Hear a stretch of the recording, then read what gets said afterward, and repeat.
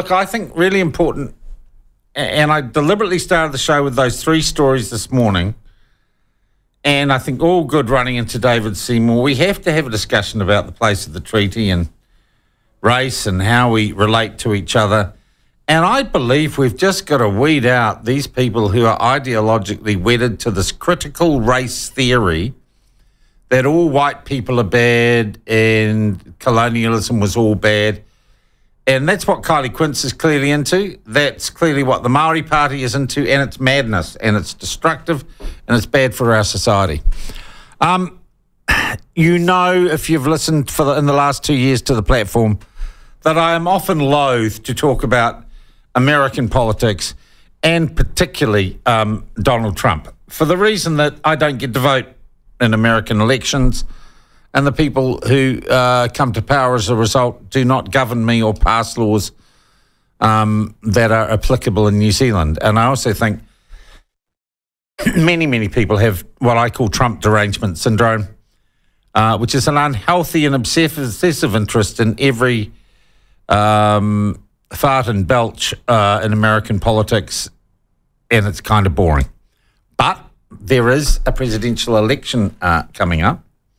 There are US elections coming up, and yes, the leader of, some would say the leader of the free world does have an impact beyond the shores of the United States. So I thought I'd try and get if you like, a temperature check, a weather check on what's happening in American politics from someone who was particularly interested in it. Professor of International Relations at Auckland University, Stephen Hoadley, joins us now.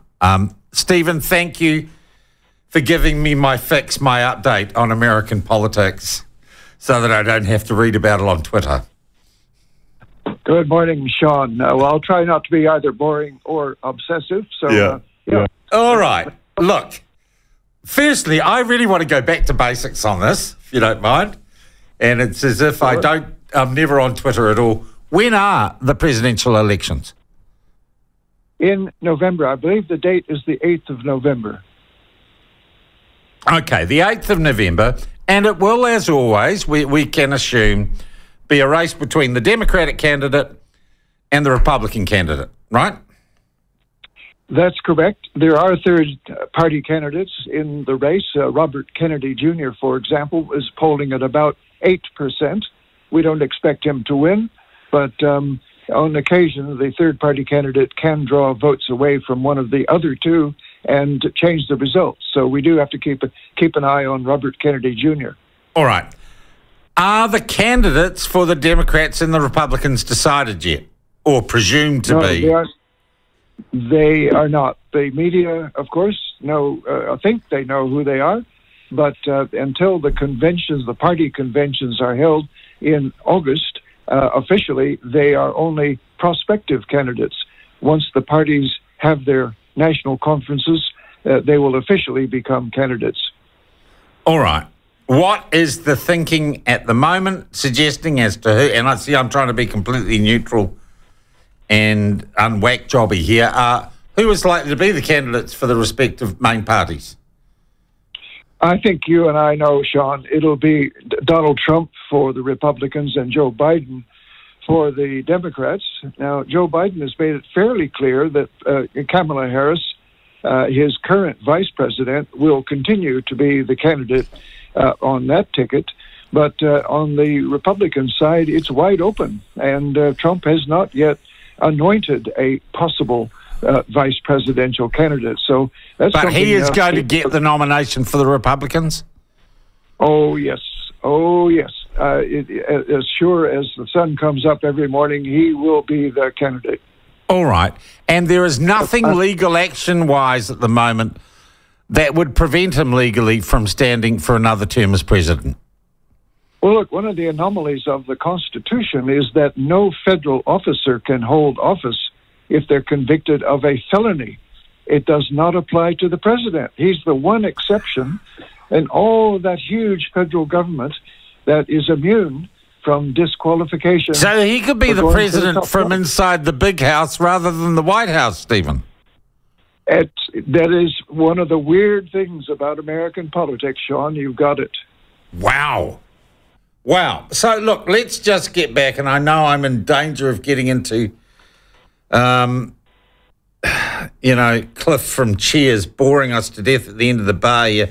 What's happening with this legal case in, was it New York, and does it really matter, or is it all a bit of a sideshow? Well, look, he's got 6 different cases in 6 different jurisdictions against him. Jeez. And we could spend a long time going through each one. The short answer is most of them have not come to trial yet. Trump is trying to delay the trials until after the election, presumably feeling that if he is convicted, it won't raise his attractiveness as a candidate. Yeah. Although paradoxically, the more indictments that come down, the greater his popularity. Well, he gets more media exposure, doesn't he? He does. It's weird. It's upside down that the worse he looks as a potential jailbird, the tighter his base clings around him, and his popularity continues to rise. Wow. Meantime, let's look at Joe Biden. And as someone who doesn't obsessively follow these things, but I spend too much time on social media and get most of my news off the web rather than legacy media here in New Zealand, I'll be brutally frank, Stephen. The guy looks like he's sort of past his best, if not completely senile. Well, as a senior citizen myself, I push back against that. He is perfectly lucid. He's certainly not young and athletic. He sometimes doesn't seem to know where he is or who he's talking to, Stephen.